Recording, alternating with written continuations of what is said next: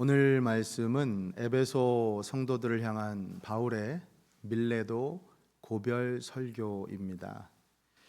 신약 성경에서 가장 감동적인 장면으로 손꼽히는 그런 장면 말씀 가운데 하나죠. 바울이 에베소 성도들 앞에서 비장한 각오로 고별 설교를 마친 후에 성도들과 바울 함께 서로 부둥켜서 목 놓아 울면서 눈물로 무릎 꿇고 기도하는 그 장면은 그야말로 감동적이고 드라마틱한 장면이 아닐 수가 없습니다. 고별 설교. 만약 저라면 어떤 주제, 어떤 설교 했을까? 사실 제가 지금 그 장면을 묵상하면서 설교한다는 게 너무 어색하더라고요. 고인호 목사님한테 전화를 해볼까? 송영재 목사님한테 전화를 해볼까? 최근에 사임하신 원지성 목사님한테 전화를 해볼까?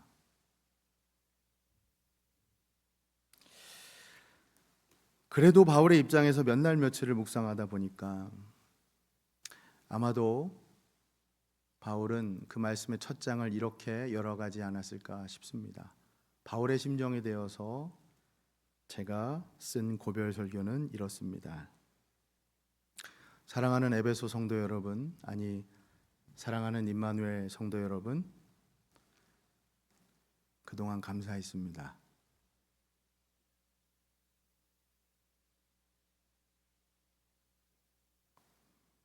수십 번, 수백 번을 기도하며 생각해도 여러분 앞에 제가 드릴 수 있는 유일한 그 마음은 감사의 마음뿐입니다. 여러분 그동안 진심으로 감사했습니다.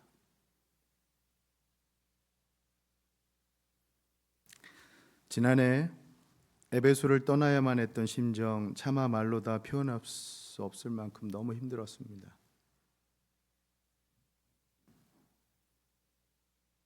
(3년간) 정들었던 에베소와 두란노 서원을 떠난 결정은 살을 에이고 뼈를 깎는 아픔이었습니다.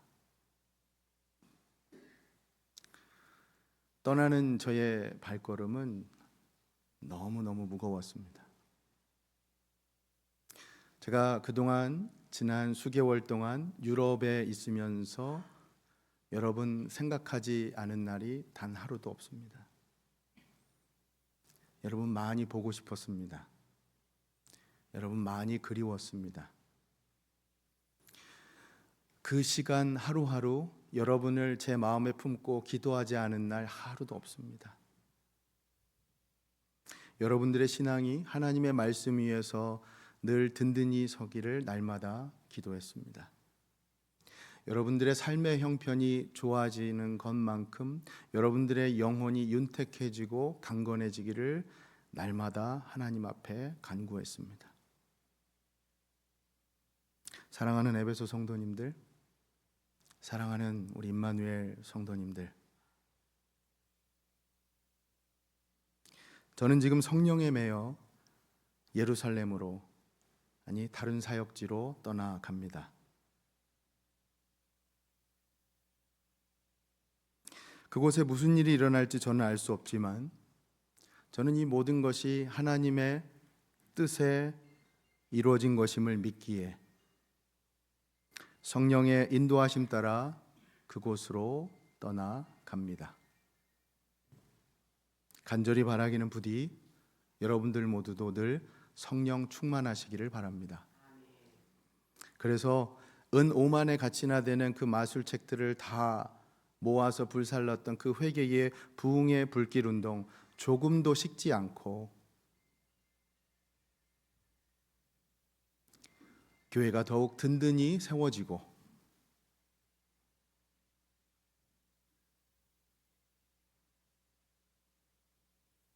이 에베소 도성, 아직도 주의 복음을 듣지 못한 많은 영혼들, 아니 이 필라델피아 도성에 수많은 영혼들이 주의 복음으로 그 발걸음이 옮겨지는 역사가 계속해서 여러분들을 통해 일어나기를 간절히 바랍니다. 사랑하는 여러분, 이제 또 언제 다시 만날 수 있을지 모르지만 부디 행복하십시오. 그리고 강건하십시오. 여러분들 늘 제 마음에 두고 기도하겠습니다.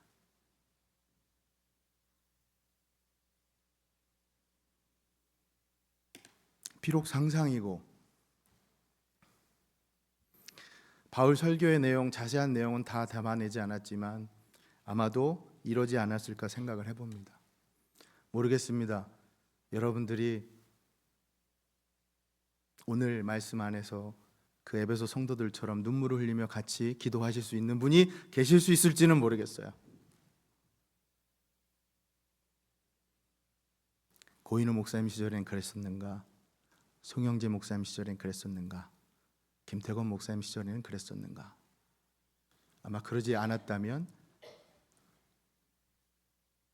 그것은 비극이었을 것이고, 아마 그랬다면 하나님께서 임마누엘 교회 주신 축복이었겠죠.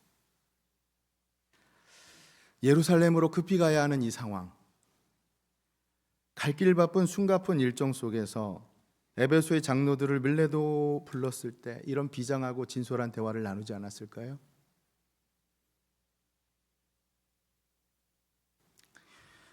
사실 바울이 에베소를 떠나서 예루살렘으로 떠나는 결정은 오늘날 목회자의 시각으로 보면 이건 정말 대단한 결정입니다, 여러분. 왜? 생각해 보십시오. 만약에 그가 에베소를 떠나지 않았다면 어땠을까요? 이미 회개의 부흥 운동이 너무나 불붙었던 그 에베소에 오늘날로 얘기하면 정말 바울은 그곳에 남았다면 큰 목회를 할 수 있었은 그런 상황 아닙니까? 성도들은 점점 늘어나고 재정은 늘어났을 것이고, 요즘의 시각으로 보면 교회를 건물을 더 크게 짓자라고 얘기하지 않았겠어요? 정말 부흥 중에 부흥, 그 담임 목사로서 바울 섬겼겠죠.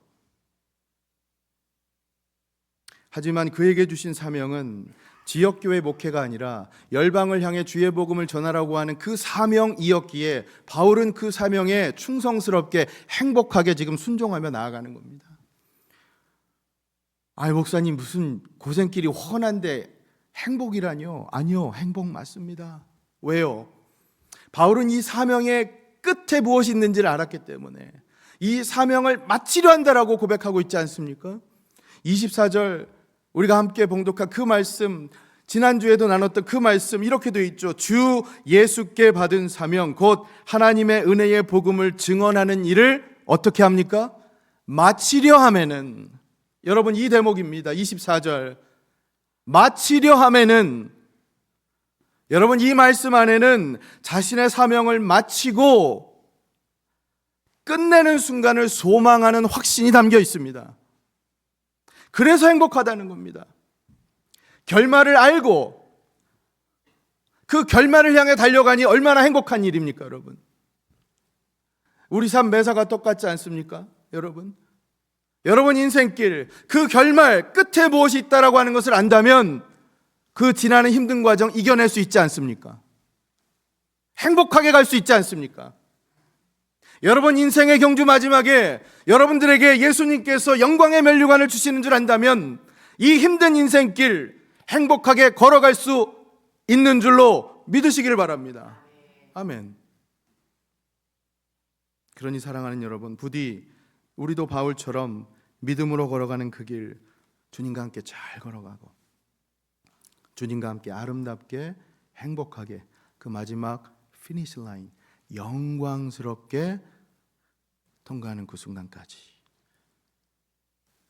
그렇게 행복하게 걸어가시기를 예수님의 이름으로 축원합니다. 아멘. 여러분 오늘 제가 고별 설교를 하는 사도 바울의 입장에서 이 메시지를 전합니다. 자, 사도 바울의 고별 설교는 어떻게 이루어져 있는가? 내용적으로는 크게 세 부분으로 되어 있습니다. 자막을 좀 보여주시면 이해가 쉬우실 텐데, 시제로 얘기하면 과거, 현재, 미래 이렇게 세 시제입니다. 저희가 성경은 다 읽지 않았지만 그래서 지금 현재 시점에서 과거의 일을 회상하면서 앞으로 일어날 미래의 일을 설명하는 그런 설교였습니다.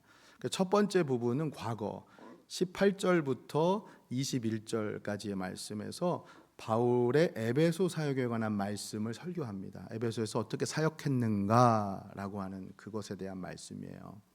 중간에 22절부터 27절은 미래에 관한 바울이 받은 그 사명과 장차 자신이 겪게 될 고난에 관한 말씀을 설교하는 그런 말씀입니다. 그리고 마지막 오늘 저희가 읽었던 28절부터의 말씀은 이제 현재 바울이 에베소 성도들 장로님들에게 주는 목회적인 권면입니다. 어떻게 교회를 돌볼 것인가. 자, 하나씩 이 설교를 함께 묵상해 보죠. 첫 번째, 우리 과거부터 한번 시작을 해보죠. 에베소에서 어떻게 사역했는가. 17절부터 시작을 합니다. 바울이 밀레도에서 사람을 에베소로 보내어 교회 장로들을 청하니. 이거 뭐 너무 이해하기도 쉽고 누가 나오고 장소가 어딘지 다 나오죠? 그렇죠? 자, 그 다음에 18절 같이 읽어볼까요? 시작. 오매 그들에게 말하되 아시아에 들어온 첫날부터 지금까지 내가 항상 여러분 가운데서 어떻게 행하였는지를 여러분도 아는 바니. 아멘. 아시아에 들어온 첫날부터 지금까지 내가 무슨 일을 했는지 여러분들도 다 아십니다 얘기하고 있어요. 그렇게 시작을 합니다. 이 얘기는 뭐예요? 당신들이 다 안다. 감출 게 없다는 거예요. 투명하다는 거죠. 그럼 내가 무슨 일을 했는가 이제 말씀을 하는데 19절에 바울은 자신의 에베소의 사역을 이렇게 정의를 합니다. 시작. 곧 모든 겸손과 눈물이며 유대인의 관계로 말미암아 당한 시험을 참고 주를 섬긴 것과. 아멘. 바울은 에베소에서의 자신의 사역을 이렇게 얘기해요. 모든 겸손과 눈물로 그리고 참고 섬겼다. 여러분, 이 말씀에서 정말 눈에 단번에 띄는 그 특징이 뭐냐? 바울이 언급한 모든 겸손과 눈물, 시험을 참고 주를 섬긴 거. 여러분, 이건 모두 다 업적에 관한 말씀이 아니라 태도에 관한 말씀입니다. 바울은 그동안 자신이 일으켰던 무수한 기적들, 자신이 세웠던 업적들, 앞치마만 갖다가 손에 대어도 이적과 기사가 일어났던 일, 죽었던 청년이 일어나서 살아났던 일, 아무 얘기도 그 결과물과 열매에 관한 말씀은 일절하지 않습니다. 중요하지 않다는 거예요. 에베소에서 한 자신의 사역을 대신 뭐라고 얘기를 합니까? 난 참았다. 주를 섬겼다. 모든 겸손과 눈물로. 여러분, 저 같으면 이랬을 것 같아요. 그동안 우리 교회에 얼마나 많은 청년들이 이곳에서 성장해서 파송됐는지 아십니까? 우리 교회에 그동안 수천 명의 청년들이 자라서 전 세계적으로 지금 나갔다. 우리 교회에 얼만큼 성장했는지 아십니까? 임마누엘 교회가 어떤 교회인지 그랬을 것 같아요. 근데 바울은 그러지 않았어요. 대신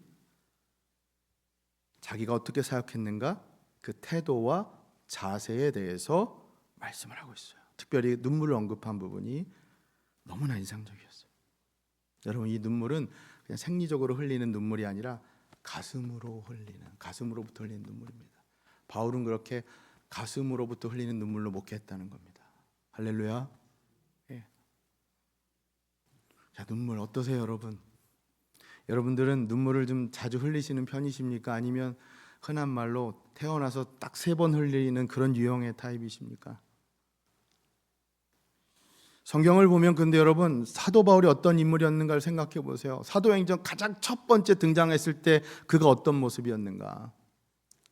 사도행전 그가 처음 등장했던 그 장면에는 스데반 집사가 돌로 맞고 순교하는 그 현장에 사도 바울이 있었습니다.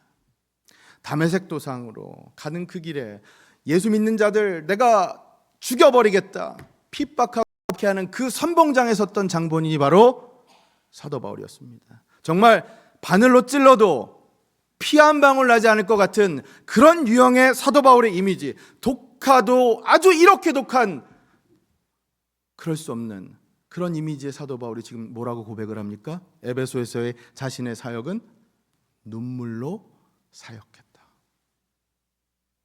그래서 31절에는 이렇게 말씀하고 있어요. 같이 한번 읽어볼까요? 시작.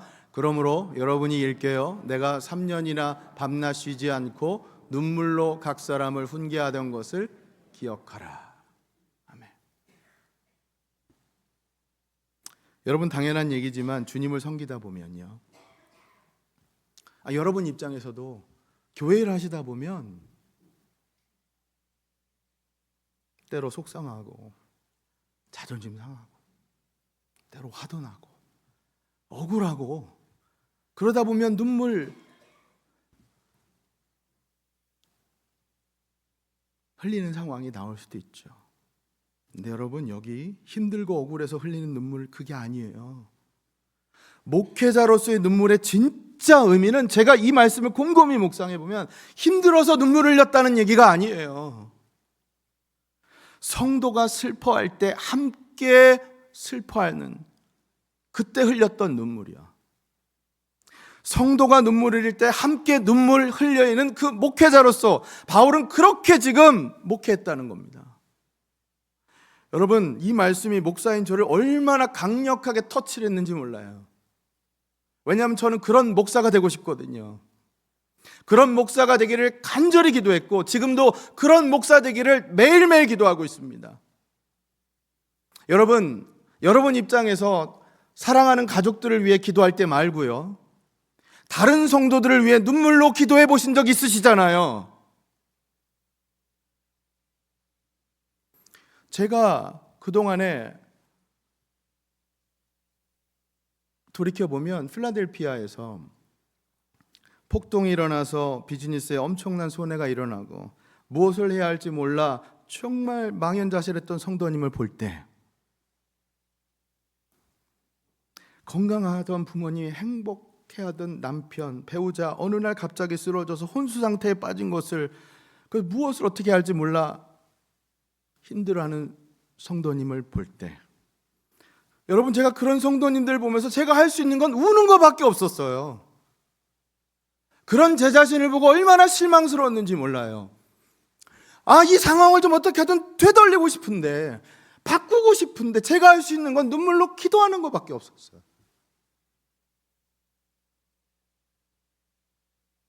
그래서 바울의 이 말씀이 이제 담임 목회 7년차 들어가는 지금 이 시점에 조금은 이해가 되는 것 같습니다.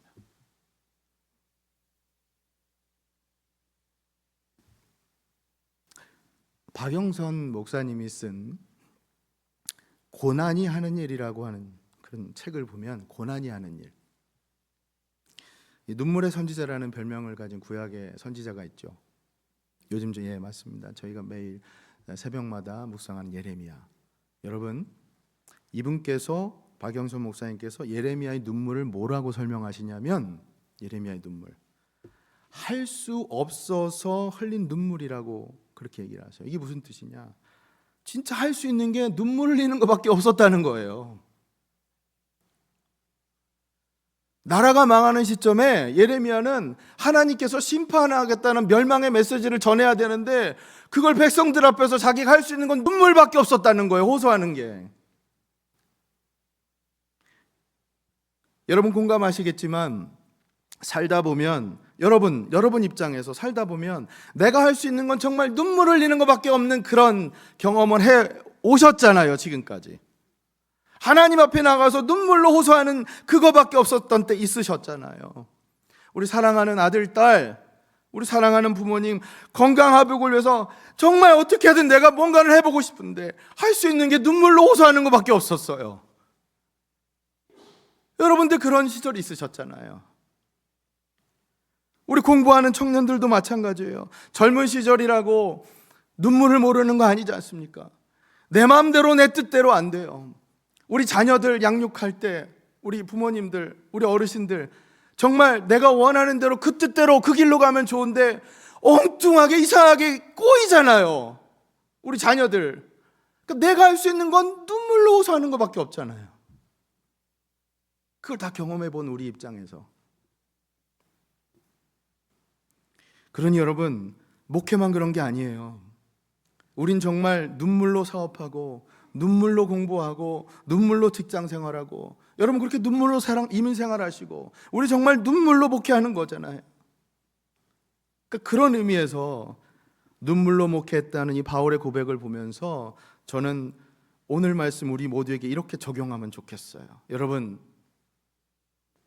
시편 126편 그 시편 기자의 말씀처럼 눈물을 흘리며 씨 뿌리는 자는 기쁨으로 단을 거두게 될 줄로 믿으시길 바랍니다. 아멘. 이게 바로 우리 인생의 원리요, 성경이 말하는 우리 신앙의 원리입니다. 눈물로 목회했다는 사도 바울을 보면서 우리가 이렇게 적용하면 좋겠어요. 자, 그 다음 바울은 또 에베소에서 어떻게 목회를 했는가? 거리낌이 없이 전했습니다. 거리낌이 없이. 자, 20절 말씀을 같이 읽어보죠. 시작. 유익한 것은 무엇이든지 공중 앞에서나 각 집에서나 거리낌이 없이 여러분에게 전하여 가르치고, 21절 유대인과 헬라인들에게 하나님께 대한 회개와 우리 주 예수 그리스도께 대한 믿음을 증언한 것이라. 아멘. 거리낌이 없다. 이 원어적인 의미는 여러분 오그라들고 주눅들지 위축들지 않다. shrink 된다는 영어 표현 있죠. 그렇게 되지 않는 거예요. 담대하게 가슴 쫙 펴고 내 할 말 다 했다는 거예요. 근데 어떤 말을 전했느냐 보면 21절에 하나님께 대한 회개와 우리 주 예수 그리스도에 대한 믿음을. 그러니까 하나님 말씀 그 원액 그 진액을 물을 타거나 불순물을 섞어서 희석시키지 않고 진액 그대로 가감없이 전했다는 겁니다. 여러분, 솔직히 말하면 이 말씀 설교자인 제 입장에서는 이런 설교 쉽지 않아요. 왜냐하면 우리 성도님들 힘든 거 어려운 거 제가 알거든요. 어렵고 힘들게 살아가시는데 매번 열심히 사세요. 회개하십시오.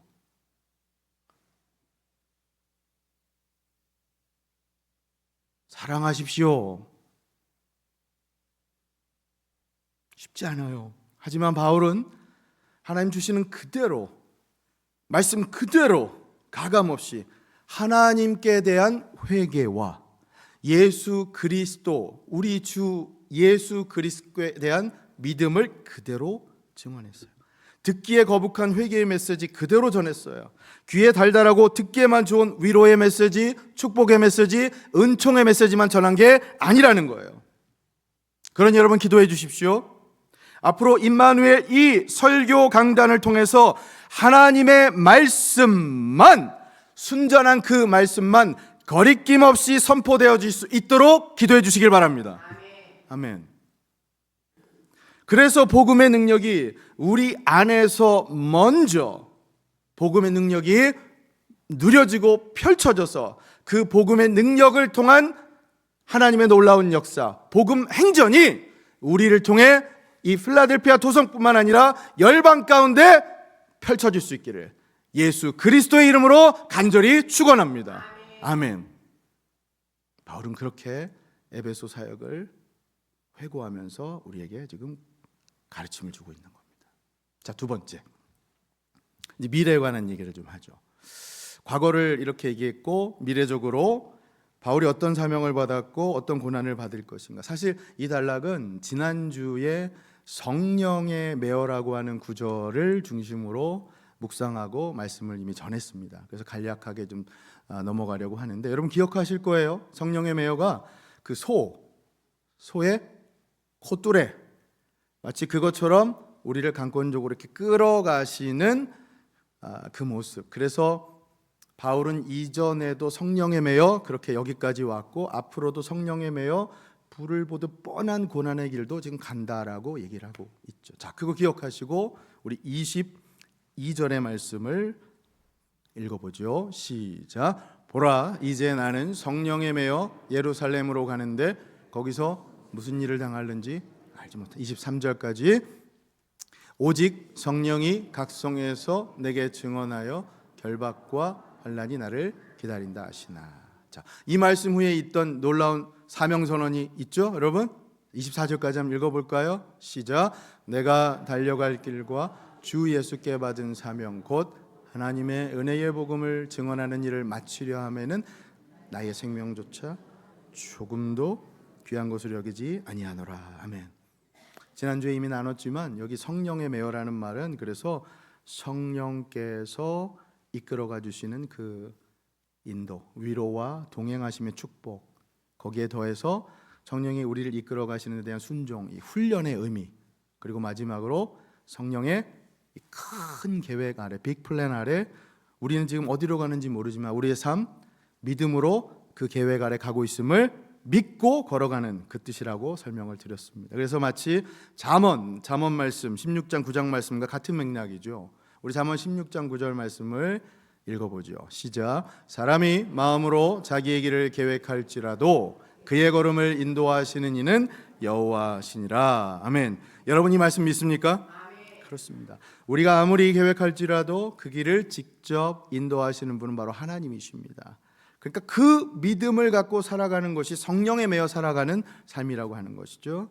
그러니 부디 여러분 삶 가운데 우리 청년 여러분들은 더 마찬가지지만 어떤 일을 어떤 계획으로 진행하시든지요, 우리 장년 성도님도 마찬가지입니다. 여러분 어떤 일을 지금 계획하며 나아가시든지 여러분의 모든 에너지와 열정 거기에 다 쏟아부으시면서 심지어 생명조차 내가 불어넣는 그 일로, 그 각오로 나아가겠다, 그 최선을 다해서 그 길 걸어가실 때 기억하실 것, 그러기 위해 항상 제일 우선되는 원칙, 성령에 매여 그 길 끝까지 완주하실 수 있기를 예수님의 이름으로 축원합니다. 아멘. 자, 이 두 번째 파트는 이렇게 좀 마치고요. 그래서 이제 마지막 세 번째, 이제 현재 바울이 에베소에 그 교회에 주는 목회적인 권면입니다. 지금 장로님들 앞에서 어떻게 교회를 이제 돌봐 주시기를 권면하는 거죠. 마지막으로 이 말씀을 통해서 우리 임마누엘 교회에 좀 적용하면서 이런 교회가 되게 하여 주옵소서, 그 바람으로 특별히 두 가지 적용 포인트를 나누려고 합니다. 그래서 오늘 설교가 여러분 좀 특별한 거는 교회에 관한 설교의 마무리가 여러분 우리 각자 신앙에 관한 설교도 되겠지만 오늘은 특별히 이 교회에 관한 메시지로 받으시고 우리 함께 기도하는 시간을 좀 가지려고 합니다. 첫 번째, 은혜의 말씀 위에 세워지는 교회. 바울은 그걸 권면합니다. 자, 한번 따라해 주세요. 은혜의 말씀 위에 세워지는 교회.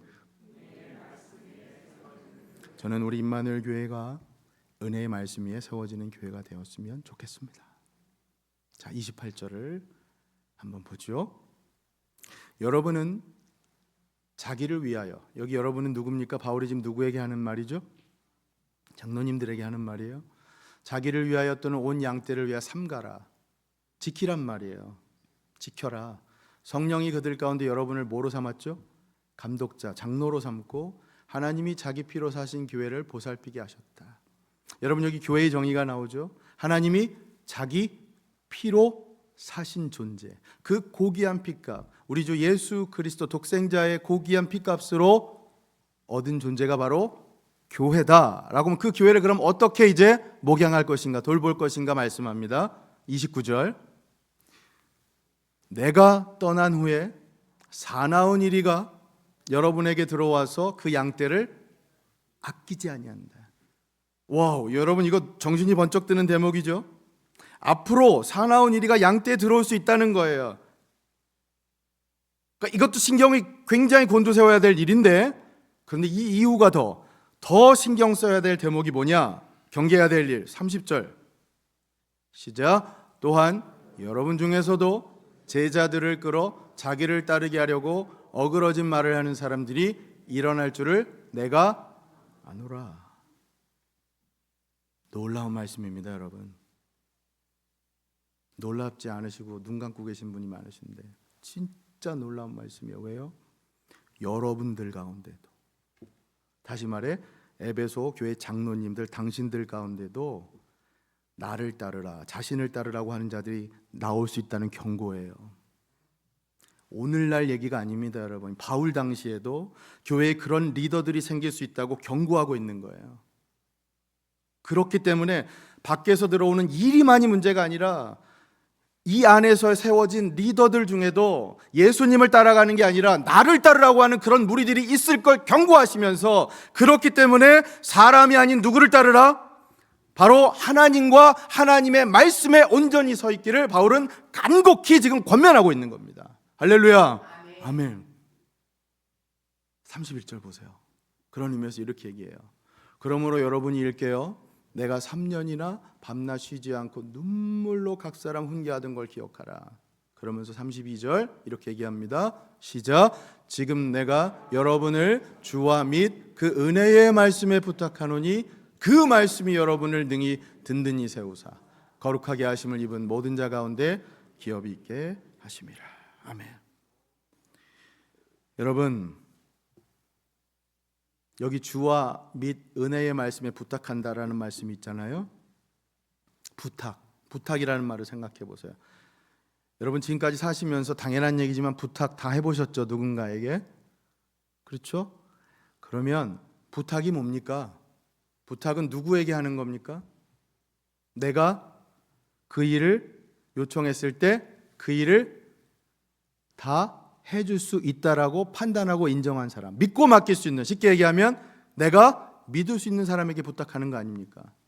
자, 그럼 여기 바울 보세요. 내가 그 사람이면 할 수 있겠다라고 판단한 거, 그 사람이면 나를 지켜주고 보호해주겠다고 하는 그 믿음 아래 누구에게 지금 부탁한다고 말씀합니까? 주님은 이해가 돼요. 자, 그런데 은혜의 말씀까지 강조하죠. 왜요? 주님과 말씀이 별개가 아니라 따로 떨어진 존재가 아니라 이제 주님과 말씀은 하나라고 하는 그 믿음 아래 얘기하고 있는 겁니다. 주님의 그 말씀이 능력이 되어서 그 말씀이 당신들을 지켜줄 터이니 이제 그 믿음을 갖고 말씀 위에 살아가라. 사람이 아니라 주님과 주님의 말씀 위에 든든히 서는 신앙 갖고 살아가십시오. 그렇게 권면하고 있는 겁니다.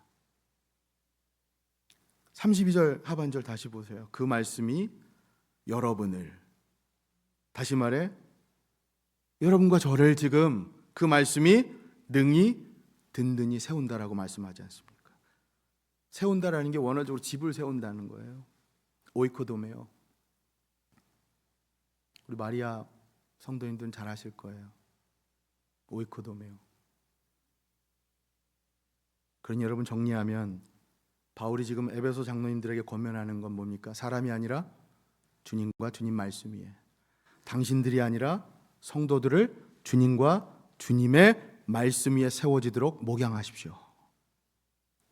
그렇게 지금 권면하고 있는 겁니다. 할렐루야. 여러분 이 말씀 우리 교회에 적용해 봅니다. 아까는 제가 우리 교역자분들을 위해서 기도해 주십시오 하고 부탁드렸잖아요. 이제는 우리 임마누엘 교회 장로님들을 위해서 기도해 주십시오.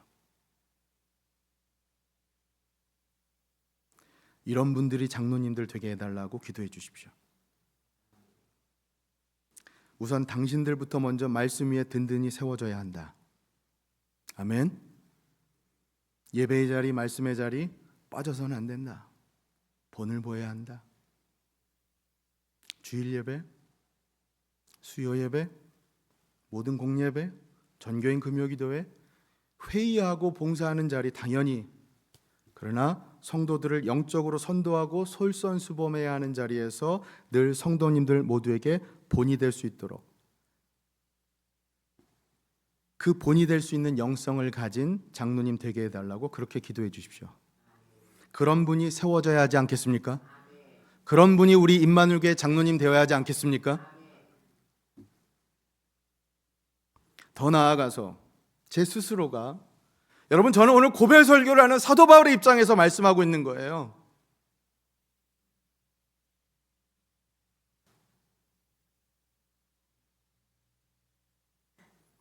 더 나아가서 바라기는 부디 사랑하는 여러분 모두 하나님의 말씀 위에 든든히 세워가는 신앙으로 살아가시길 바랍니다.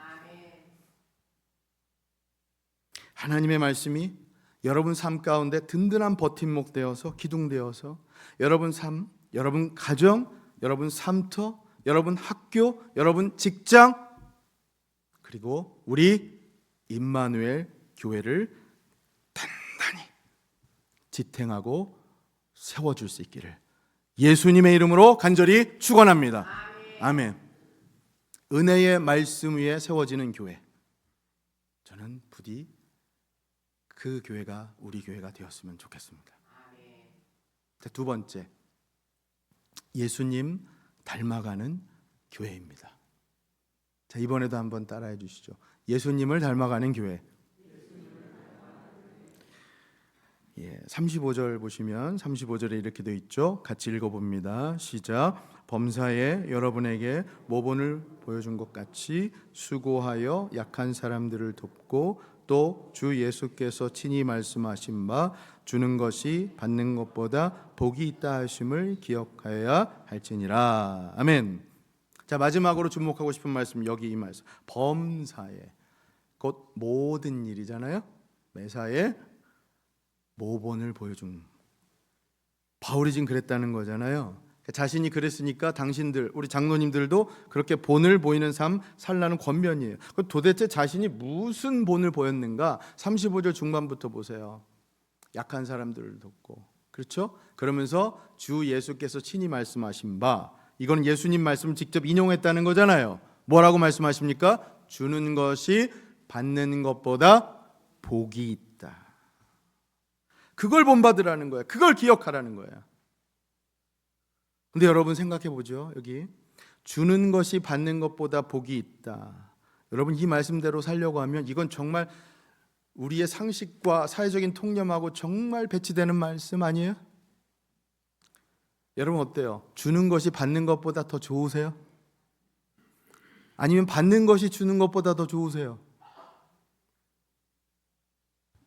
우리는요, 주는 것보다 받는 것이 더 좋은 인생을, 그런 삶을, 가치관을 갖고 살잖아요. 연봉 많이 받는 사람, 돈만이 아니에요. 사랑 많이 받는 사람, 칭찬 많이 받는 사람. 여러분 우리는 많이 받는 거 좋아하는 사람이에요. 맞잖아요. 이 말씀 이거 어떻게 적용해야 합니까? 이 말씀 어떻게 받아들여야 할까요? 바울이 자신이 본을 주었다고 하는 그 가운데 주는 것이 받는 것보다 복이 된다는 이 말씀 우리가 어떻게 받아들여야 하냔 말이에요. 여러분 어떻게 들으셨는지 모르지만 저는요, 솔직히 이 말씀 너무나 낯뜨거운 말씀이에요. 어떻게 감히 이런 말 할 수 있냔 말이에요. 저 같으면 못할 것 같아요. 같은 맥락, 여러분 생각해 보세요. 여러분 지금까지 살아온 여러분 인생길 돌아보시면서 여러분 인생, 여러분 후손과 자녀들에게, 아니면 젊은 분들은 후배들에게 여러분의 인생 돌아보시면서 지금 내가 걸어온 길 똑같이 걸어가라고 그렇게 권면할 자신 있으세요?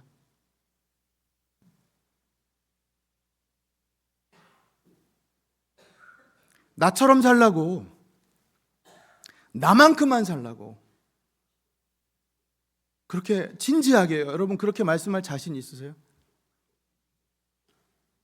이 바울의 말씀 이거 어떻게 적용할 수 있냔 말이에요. 여러분 저 같아도요, 지금 제 딸, 큰딸이 대학 졸업하고 직장 생활하지 않습니까? 그 아이 보고 너 아빠 따라 살면 돼, 나만큼만 살면 돼, 저 부끄러워서 그 얘기 못해요.